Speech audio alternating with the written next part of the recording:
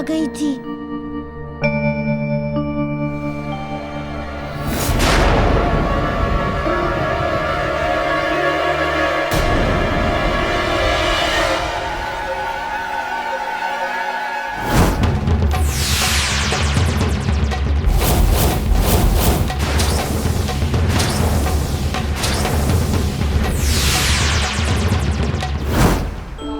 सुखद निद्रा में विघ्न बहुत ही अनुचित है। कितनी अच्छी नींद आ गई थी। कंचन, तुमने सोचा कि तुम्हारे विष से मेरी मृत्यु हो जाएगी, यही ना? किंतु तुम्हारी सोच निष्फल हो गई। जानती हो क्यों? क्योंकि मैं रुद्र अवतार हूँ, भगवान शिव का एकादश अवतार।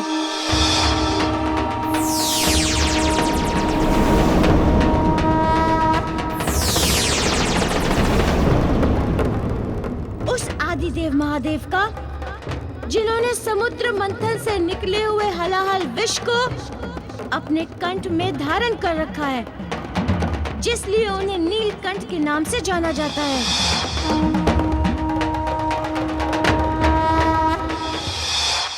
जिनके नाग आभूषण हैं, जिन्होंने नागों की सदैव रक्षा की है, तथा जिन्हें नागों ने वचन दिया है जिस भी प्राणी में शिव का तत्व होगा, उस प्राणी पर किसी भी विष का कोई प्रभाव नहीं होगा। एक अति महत्वपूर्ण कारण ये है कंचन, तुम्हारे विष के प्रभावहीन होने का। तथा दूसरा कारण है मेरे अंतत्व में भय का नहीं होना, क्योंकि मृत्यु विष से नहीं होती। मृत्यु का कारण होता है भय। यदि ये संसार अपने मन में भय का प्रवेश वर्जित कर दे, तो भय से होने वाली किसी भी प्रकार की हानि से वो बच सकता है।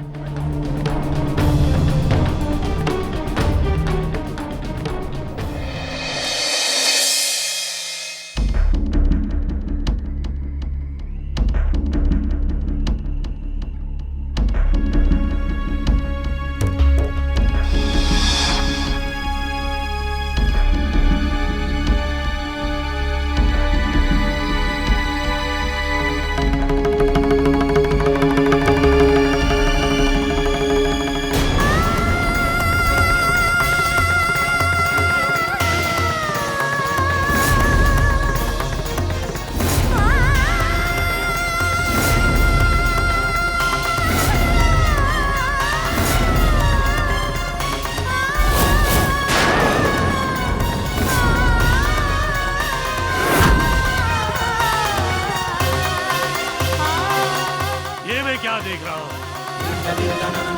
अंजना, जो एक महारानी है, आज मेरे ही दरबार में एक अपराधनी बनकर खड़ी है। यदि आज मेरे हाथों तुम्हें दंड मिल जाता, तो मैं जीवन भर अपने आप को क्षमा नहीं कर पाता।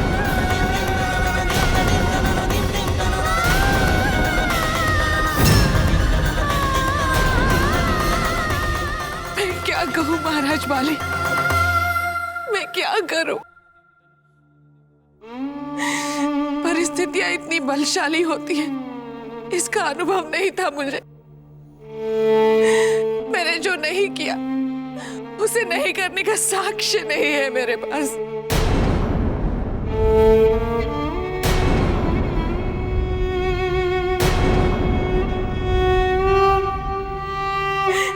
मैं जानती हूँ कि प्राणी परिस्थितियों का दास होता है, किंतु ऐसा दास कि वो सम्मान पूर्वक जीने हेतु सांस भी न ले सके।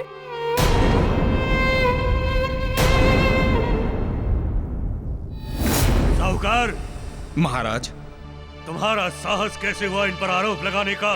तुम जानते हो कि ये कौन है? क्षमा कीजिएगा महाराज, किंतु मैं केवल इतना जानता हूँ कि ये एक विश्वासघातिनी है, चोरनी है, धन चुराया इसने मेरा।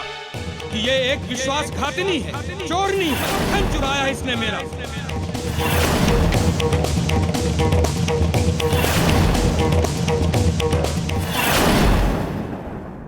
नहीं साहूकार, नहीं।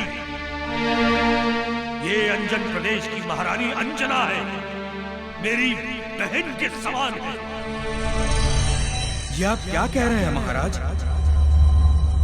अंजन प्रदेश की महारानी अंजना एवं एक महाराज की बहन की ये स्थिति ऐसे वस्त्रों में? क्षमा कीजिएगा महाराज, किंतु ये तो हम सबके लिए बड़ी ही लज्जाजनक बात है। कैसे दुर्दिन आ गए हैं अंजन प्रदेश के कि वहाँ की महारानी को अपने जीवन यापन करने हेतु धन संचित करने के लिए गली गली द्वार द्वार घूमकर काम मांगना पड़ रहा है। महाराज बाली, मुझे तो ये समझ नहीं आ रहा है कि अंजन प्रदेश को ऐसा क्या हुआ है। अंजन प्रदेश की महारानी अंजना को ऐसा विकट विषम दुर्दिन देखना पड़ रहा है। साहूकार, हमें ये बताना आवश्यक नहीं है, ना ही हम ये बताने के लिए प्रतिबद्ध हैं। अब तुम यहाँ से जा सकते हो। जा सकता हूँ? क्षमा कीजिएगा जामवंत जी, किंतु आप मुझे यहाँ से जाने के लिए नहीं कह सकते। मैं यहाँ न्याय मांगने आया हूँ और यहाँ से न्याय प्राप्त किए बिना मैं नहीं जाऊंगा। ये राज दरबार या तो न्याय की प्रक्रिया शुरू करेगा अथवा मैं ये समझ लूं कि इनके अंजन प्रदेश की महारानी होने के कारण मुझे यहाँ से रिक्त हाथ ही लौटना पड़ेगा। मुझे महाराज बाली के दरबार से न्याय प्राप्त नहीं होगा।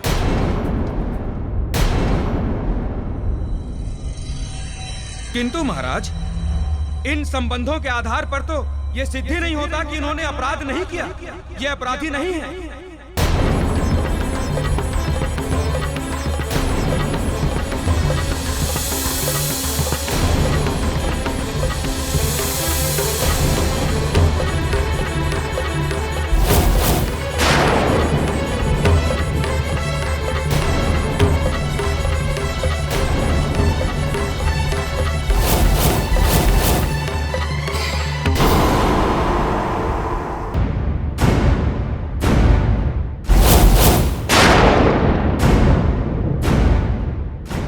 अंजना, सत्य क्या है? अपना मौन तोड़ो और क्या सच है बताओ। महाराज बाली, ये सत्य है कि इन्होंने मुझे स्वर्ण मुद्राओं से भरी हुई थैली दी थी, किंतु मैंने इन्हें उस थैली को उसी प्रकार लौटा दिया था जिस प्रकार उन्होंने मुझे दी थी। देवी, मैं आपसे भी क्षमा मांगता हूं, किंतु आप केवल इतना बताइए कि जब मैंने आपको अपनी धन से भरी हुई थैली दी थी तो वो भरी हुई थी, और जब आपने मुझे वो थैली वापस की तो वो रिक्त थी।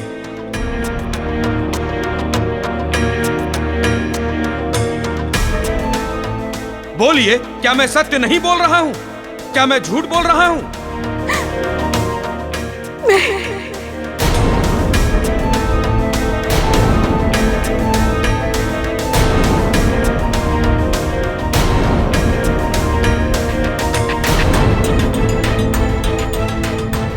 सुन लिया महाराज बाली?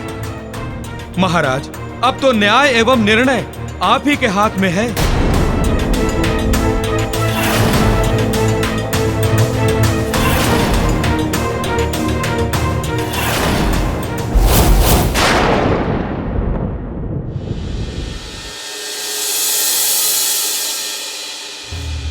महाराज कर्कट, शुभ समाचार है। मैं अपना प्राण घातक विष उस वानर बालक की धमनियों में उतारने में सफल हो गई हूँ। अब वो अपनी चिर निद्रा से कभी नहीं जाग पाएगा। उत्तम, अति उत्तम। आपसे ये अपेक्षा नहीं थी महाराज कर्कट।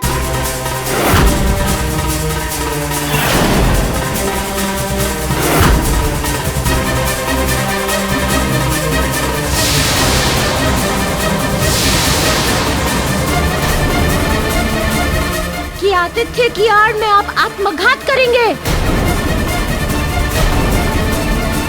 आप विश्वास का फल विष दंश देंगे।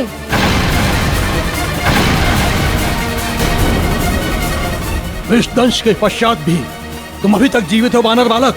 और तब तक जीवित रहूंगा महाराज, जब तक उन कुंडलों को तुमसे लेकर जिसका है उस तक पहुंचा ना दूं।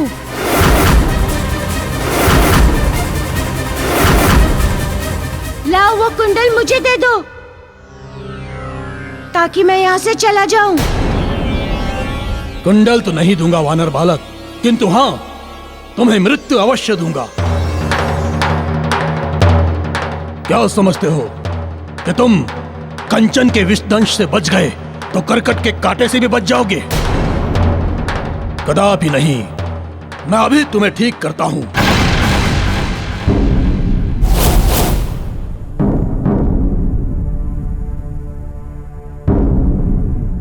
महाराज, देवी कुछ भी कहें, किंतु मेरा धन इन्हीं के पास था जो अब नहीं है। महाराज बाली, इससे यह तो स्पष्ट हो गया कि अपराध इन्होंने किया है। इन्होंने मेरा धन चुराया है महाराज। नहीं, अंजना चोरी नहीं कर सकती है, कदापि नहीं कर सकती है। मेरी आत्मा ये कभी स्वीकार नहीं कर सकती, कदापि स्वीकार नहीं कर सकती कि अंजना कभी चोरी भी कर सकती है।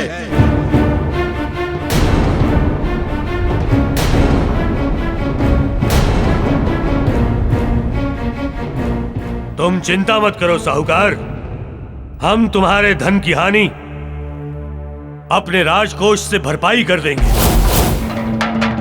अपने राजकोष से 4 गुना अधिक धन देंगे तुम्हें।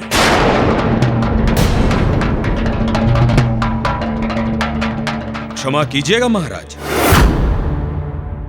किंतु महाराज बात केवल धन की नहीं है। धन तो अपार है मेरे पास। जो चला गया वो सागर के एक अंजुली जल के समान था। बात है महाराज न्याय की, एक विश्वास की और एक भरोसे की।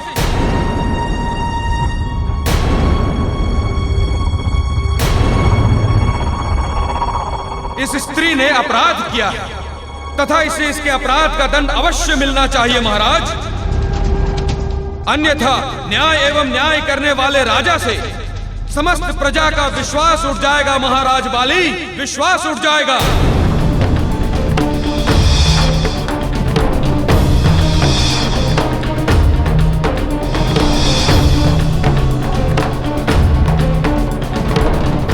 महाराज बाली,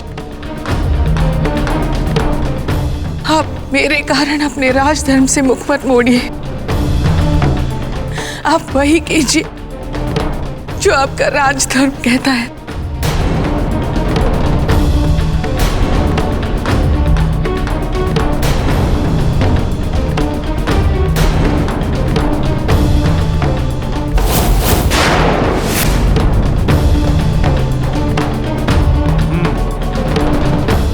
ठीक है साहूकार,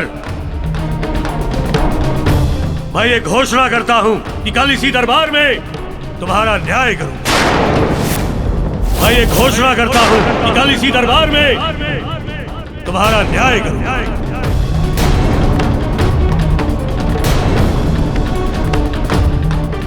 न्याय प्रिय महाराज बाली की जय हो।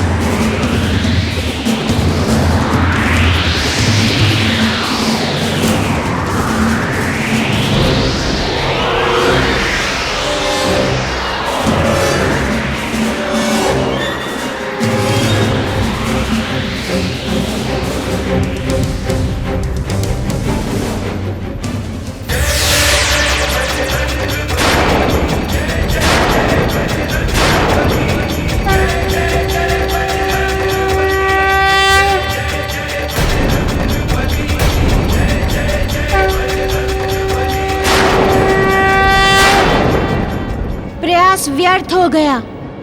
लाओ वो कुंडल दो। देता हूं तुम्हें वो कुंडल। मैं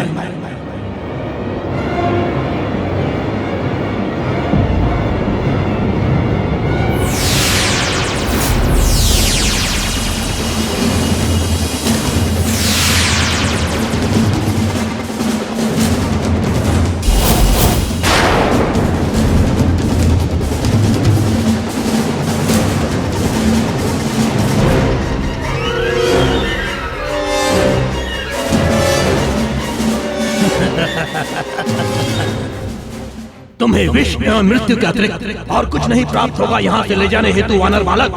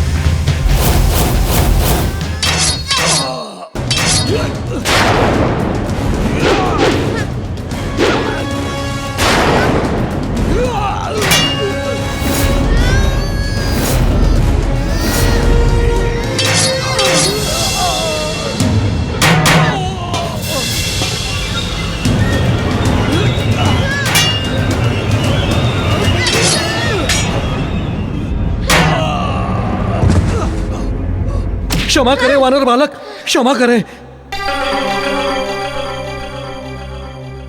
करकट, तुझे मारना मेरा उद्देश्य नहीं है। मेरा लक्ष्य केवल उन दिव्य कुंडलों को तुमसे प्राप्त करना है, क्योंकि वो किसी के धरोहर हैं। लाओ, वो कुंडल मुझे वापस करो। दे दूंगा, उन कुंडलों को तुम्हें दे दूंगा। वे दिव्य कुंडल उस कक्ष में है, जाकर ले लो।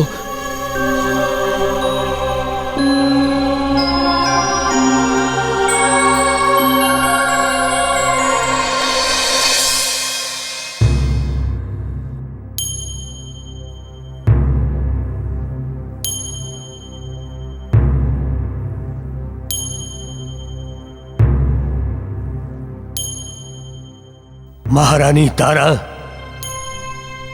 मेरे संपूर्ण जीवन में इस तरह का धर्म संकट कभी नहीं आया। मुझे तो समझ में नहीं आ रहा है कि मैं करूं तो क्या करूं। न्याय के तराजू के एक पलड़े में मेरा राज धर्म है, तो दूसरे पलड़े में स्वयं न्याय करने वाले राजा की पत्नी की बहन। साहूकार का आरोप सत्य नहीं है महाराज। अंजना ने ऐसा कुछ किया ही नहीं है। महाराज, आप जानते हैं अंजना ऐसा कुछ नहीं कर सकती। मैं जानता हूं कि अंजना ऐसा नहीं कर सकती है महारानी, किंतु हमारे पास कोई ऐसा साक्ष्य नहीं है जो ये सिद्ध कर सके कि अंजना ने ऐसा नहीं किया है। किंतु एक बात मेरी समझ में नहीं आ रही है कि आखिर वो धन गया तो गया कहां? उस खोए हुए धन का पता करना चाहिए। हाँ जामवंत जी, यदि वो धन कल प्रातः काल तक हमें प्राप्त नहीं हुआ तो कल का सूरज हमारे जीवन का सबसे बड़ा कलंक लेकर आएगा, क्योंकि तब वैसी स्थिति में हमारे समक्ष अंजना को दंड देने के अतिरिक्त कोई विकल्प नहीं होगा। मुझे अंजना को दंड देना ही पड़ेगा जामवंत जी। नहीं नहीं नहीं नहीं, मैं जा रहा हूं ढूंढने साक्ष्य को। हाँ हाँ।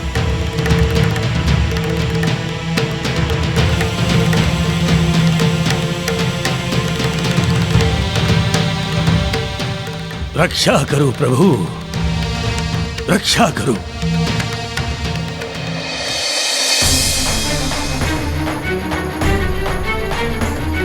राहु के कोप का तूफान आया, उड़ा के अंजना को कारागार में लाया, बिन अपराध कलंक लगाया, कारागृह में बंदी बनाया। खेल नियति का कैसा रे भाई, अंजना बिन अपराध अपराधी बनी है। रानी के आंखों की अश्रुधारा,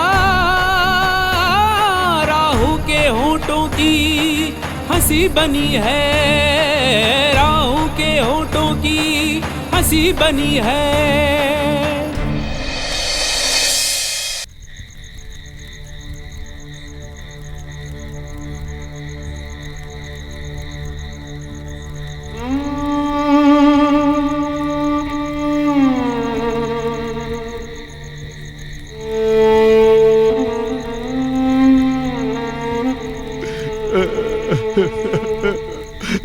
अंजना,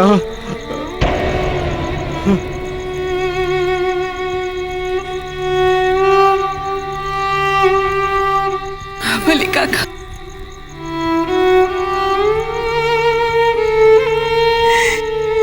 ये कैसा ग्रहण लगा है मेरे जीवन पर,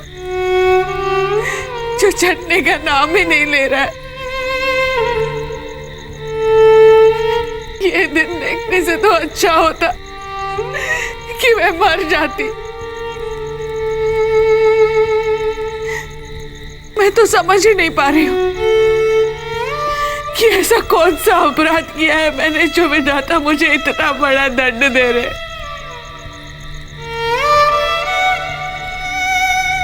क्या मैंने सचमुच कोई इतना बड़ा अपराध किया है? नहीं नहीं नहीं नहीं नहीं नहीं नहीं पुत्री, नहीं। मारुति की माता देवी अंजना जैसी स्त्री अपराध कर ही नहीं सकती। ये तो बस एक समय का चक्र है और कुछ नहीं। घबराओ नहीं तुम, सब ठीक हो जाएगा। ये दुर्दिन भी शीघ्र ही समाप्त हो जाएगा पुत्री। घबराओ नहीं, सब ठीक हो जाएगा। ये दुर्दिन भी शीघ्र ही समाप्त हो जाएगा पुत्री। बस थोड़ा धीरज धरो।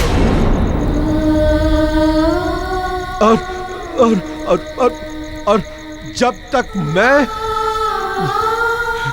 तक मैं जीवित हूं तुम्हें कुछ होने भी नहीं दूंगा पुत्री, कुछ होने भी नहीं दूंगा।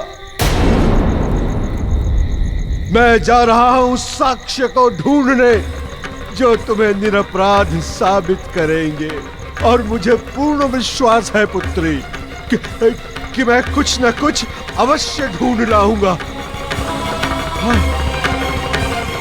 हाँ पुत्री, हाँ, थोड़ा धीरज धरो, धीरज धरो पुत्री।